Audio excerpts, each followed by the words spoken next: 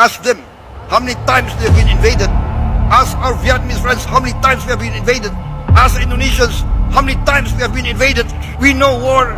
Setelah sekian lamanya, akhirnya macan Asia itu muncul lagi dan membuat seluruh perwakilan menteri dan para pejabat tinggi pertahanan dari 41 negara terdiam. Bapak Menhan kita Prabowo Subianto membuat saya merinding mendengarkan 4 kata ini. What is the United Nations for? What United Nations for? Atau apa fungsinya PBB dibuat? Pidato Pak Prabowo Subianto mengingatkan kita kepada Bapak Proklamator kita, yaitu Bung Karno. I hate imperialism. I detest colonialism. Hanya seorang pemberani. Yang berani, pemberani demi rakyat. Dan tentunya mempunyai wawasan yang luas yang mampu mengucapkan pertanyaan ini untuk menciptakan perdamaian dunia. Pak Prabowo Subianto menjalankan tugasnya sebagai Menteri Pertahanan Indonesia dalam International Institute for Strategic Studies yang berlangsung di Hotel Shangri-La, Singapura. Tapi karena Indonesia sedang dalam suasana pilpres, isu ini dibelokkan dan sibuk mencari kesalahan untuk menjatuhkan Pak Prabowo Subianto yang seakan-akan menimbulkan opini mendahulukan Presiden Joko Widodo. Ingat ya, Pak Prabowo Subianto tahu betul posisi dia dan kewajiban dia saat ini yang masih mempunyai tugas sebagai Menteri Pertahanan. Bukan seperti capres yang lain sibuk kampanye. Sampai lupa kalau dia masih menjabat sebagai gubernur yang sibuk lari pagi di wilayah provinsi gubernur lain. Memang susah melawan ketulusan Pak Prabowo yang berjuang untuk bangsa ini, sehingga setiap langkahnya menghasilkan prestasi yang tidak dibuat-buat, karena sisa hidupnya diberikan murni untuk bangsa ini. Jadi, Pak Menhan Prabowo Subianto tidak perlu sibuk di depan kamera sambil jogging pagi untuk mencari popularitas. Pak Prabowo Subianto mempunyai popularitas melalui prestasinya, bukan mencari popularitas tanpa sebuah prestasi. Ya, seperti fenomena sekarang ini, di mana popularitas menutupi prestasi. Jadi buat lo pada nih ya, yang bilang Pak Menhan blunder dalam memberikan proposal ke Ukraina, woi, lu pada mikir pakai otak. Nih gue jelasin dan buka mata lo, buka otak lo ya, supaya lo pada pinter. Dalam dialog yang berlangsung di Hotel Shangri-La, Singapura, Pak Prabowo Subianto melakukan tugasnya sebagai Menteri Pertahanan Indonesia dan mengajukan proposal kepada Ukraina dan Rusia untuk melakukan gencatan senjata dan meminta PBB untuk dihormati dalam melakukan referendum PBB agar dapat menengahi kedua negara ini sesuai dengan tugas dan voksi PBB melalui undang-undang internasional. Dan ingat, yang diberikan Pak Prabowo Subianto hanyalah sebuah proposal permohonan, bukan diplomas perwakilan antar negara. Jadi Pak Prabowo tahu benar apa posisinya sebagai Menteri Pertahanan.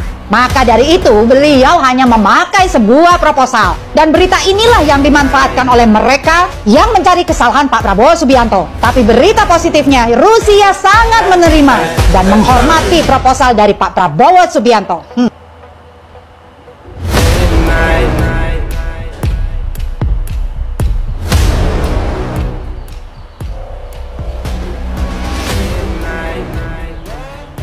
Itulah sebuah prestasi yang sesungguhnya. Dan memang dalam pidato Pak Prabowo dengan bahasa Inggris tidak diragukan lagi, karena beliau menguasai 5 bahasa. Itu fakta bos, bukan kayak capres lain. I'm very sorry, just I checked, we don't have translation. Is it difficult for you to speak English maybe? Sorry, so you can continue that. Maaf Pak, saya tetap dalam perintah Bapak, yaitu untuk tidak saling menyerang. Saya berbicara sesuai fakta aja. Saya Nancy Angela Hendricks, salam Prabowo Mania 08, salam Indonesia Raya 2024, Prabowo Presiden. Wow, luar biasa sekali. Penjelasan yang menurut saya ini keren ya, keren sekali dari siapa tadi namanya? Kakak Nancy Angela ya. Mantap ya Kakak Nancy. Nah guys, ini saya bingung sebenarnya ya, jadi perlu hati-hati ya, karena netizen ini pandangannya terpecah ya. Ada yang sepakat atau ada yang mengagumi Bapak Prabowo Subianto terkait dengan proposal perdamaian ya untuk Ukraina dan Rusia. Namun di satu sisi juga banyak sekali netizen ataupun host dari channel-channel besar yang menyerang beliau ya, yang mengatakan beliau melangkahi presiden dan sebagainya. Ya, oke. Mungkin saya harus berusaha untuk netral di sini, guys, ya. Dan kita akan mendengarkan informasi yang berbeda, ya. Ini yang disampaikan oleh video reaction berikut agar teman-teman bisa memperoleh informasi yang berimbang. Bapak Menteri Pertahanan Republik Indonesia Prabowo Subianto menyampaikan di depan forum internasional proposal perdamaian untuk penyelesaian konflik antara Rusia dengan Ukraina. Menurut hemat kami, ini bukan hal yang wajar dan sebetulnya tidak pada tempatnya, karena sikap pemerintahan Indonesia seharusnya hanya bisa disampaikan oleh Menteri Luar Negeri. Sikap negara harusnya diwakili oleh Presiden Republik Indonesia. Jadi dalam hal ini kami menganggap Pak Prabowo melangkahi kewenangan, karena itu bukanlah tugas Kementerian Pertahanan kecuali merupakan penugasan dari Presiden.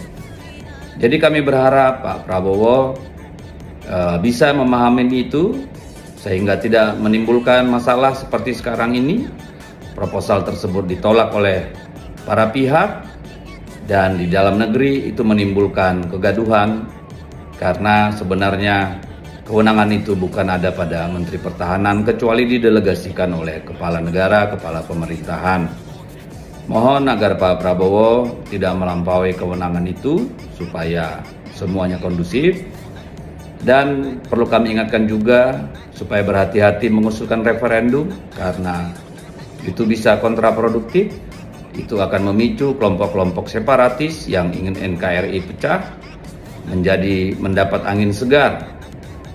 Sungguh kurang baik jika hal ini kemudian menimbulkan dampak-dampak yang tidak kita inginkan. Mohon sekali lagi Pak Prabowo supaya keberanian itu ditunjukkan dengan juga taat kepada azas, taat kepada peraturan dan etika yang ada. Terima kasih Pak Prabowo, sehat selalu, merdeka. Pak Prabowo bikin ramai dunia internasional gara-gara usulannya yang dianggap kontroversial. Loh kok bisa? Jadi baru-baru ini di Shangri-La Dialog yang dihadiri banyak Menteri Pertahanan dunia termasuk dari Amerika dan Cina, Pak Prabowo menyampaikan usulannya untuk menghentikan konflik di Ukraina yang salah satunya membuat zona demilitarisasi yang memisahkan pihak Rusia dan Ukraina. Ini benernya bukan hal baru ya. Misal di Korea yang DMZ-nya memisahkan Korea Utara dan Korea Selatan, atau di Siprus yang DMZ-nya memisahkan Siprus Utara dan Republik Siprus. Tapi beliau langsung dibombardir terutama oleh penanya dari Barat yang menganggap usulan ini memihak dan justru bikin Rusia semakin merajalela. Lalu jawaban Pak Prabowo, We are not talking about right or wrong. I'm just proposing that we attempt at conflict resolution, and this has been done historically. Beliau juga ngingetin kalau kita negara-negara di Asia juga pernah diinvasi. We in Asia, we have our share of conflict, of war, maybe more disastrous, more bloody. Ask our Cambodian brothers how many times they've been invaded. Ask our Vietnamese friends how many times we have been invaded. Ask Indonesians how many times we have been invaded. Dan bahwa pelanggaran kedaulatan nggak cuma terjadi di Ukraina aja. There are conflicts not only in Europe. There are violations of sovereignty not only in Europe. Ask our brothers in the Middle East. Ask the Africans. Di sisi lain, menurutku beliau udah lulus tes lah sebagai capres yang nggak gentar sama tekanan negara Barat. Sama kayak Pak Jokowi yang juga nggak gentar digugat sama negara Barat. Nah, ditakut-takuti terus, tak gugat di WTO, tak gugat di WTO, gugatlah. Bapak atau itu dari Pak Prabowo sendiri? Menurut saya ini ajaib ya. Bagaimana mungkin seorang Menteri Pertahanan mengajukan proposal perdamaian terhadap konflik suatu negara dan mengatasnamakan negara kita, tapi tanpa sepengetahuan presidennya. Sementara selama ini digembar-gemborkan Prabowo adalah tentara sejati yang sangat menghormati komando dan hierarki. Lalu, apakah beliau sudah lupa kalau presiden adalah panglima tertinggi?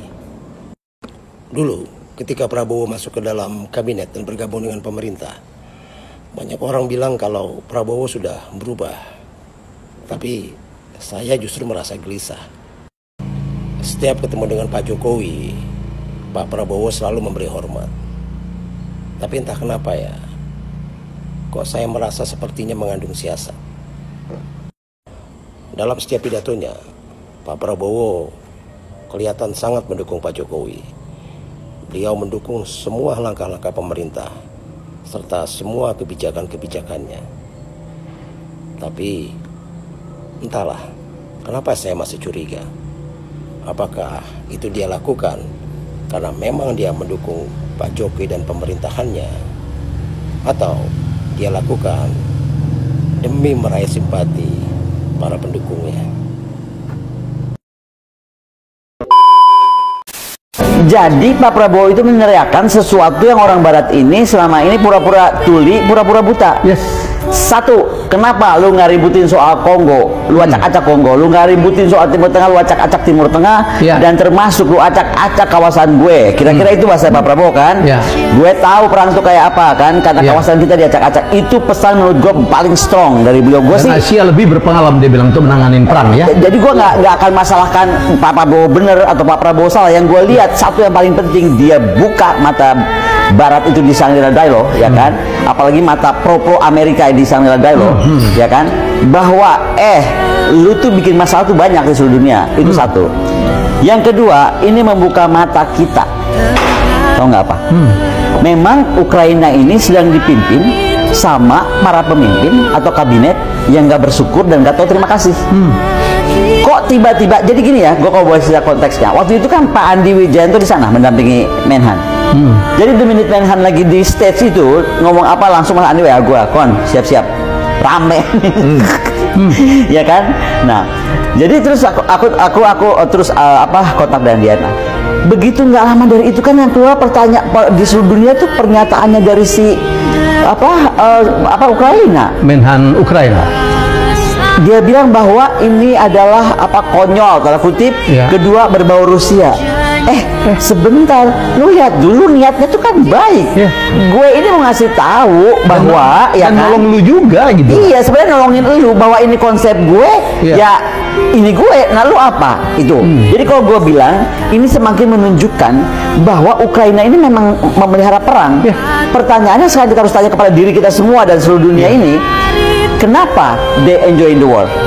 Karena di dalam war itu banyak sekali dana-dana yang tidak terlihat. Banyak kue-kue ya. Kue-kue yang tidak yang bisa dimakan pun orang nggak cari ribut. Dan ini mereka enjoying. Jadi pertama ya gue bilang sama Ukraina, lu tahu terima kasih dong jadi negara, jadi orang gitu loh. Menhan gue itu lagi coba membantu dan memberikan solusi.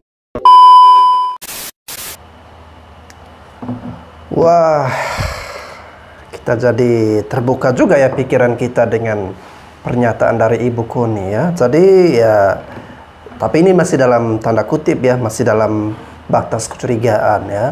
Jangan-jangan ada yang sengaja memelihara perang ya, mendapatkan dana, mendapatkan kue-kue ya, kurang lebih seperti itu.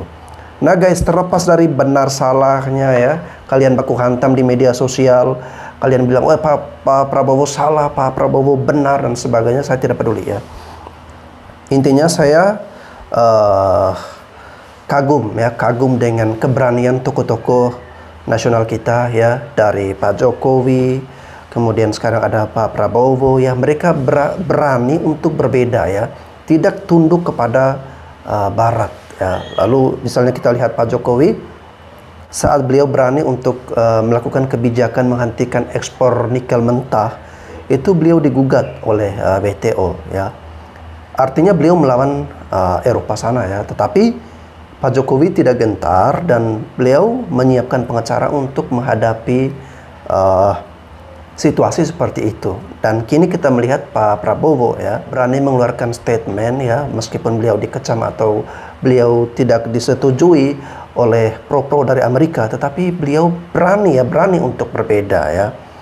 Dan ini yang kita kagumi, kita butuhkan dari setiap pemimpin guys ya. Kita membutuhkan pemimpin yang punya keberanian, yang tidak tunduk pada kepentingan-kepentingan negara-negara asing ya, tetapi kita mempunyai kedaulatan tersendiri, kita punya pandangan-pandangan ketegasan tersendiri ya, agar negara kita ini tidak dipandang remeh oleh negara-negara luar ya. Kita ini adalah bangsa yang besar seperti yang dikatakan oleh Pak Jokowi ya. Dan kita harus tunjukkan bahwa kita juga besar ya. Oke teman-teman, terima kasih. Bagaimana pendapat kalian? Koreksi kalau saya salah, saya mohon maaf. Saya Bastian Sebo, sekian dan terima kasih.